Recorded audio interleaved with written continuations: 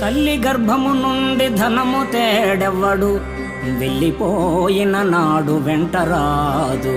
లక్షాధికారైన లవణ అన్నమెగాని, మెరుగు బంగారము మృంగబోడు. విత్తమార్జన చేసి విర్రవీగుటె కాని, కూడబెట్టిన సొమ్ము కుడువబోడు.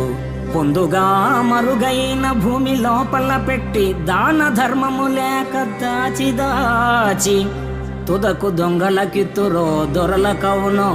తేనె జుంటి గలియవా తెరువరులకు, భూషణ వికాస శ్రీధర్మపుర నివాస. దుష్ట సంహార నరసింహ దురిత దూర.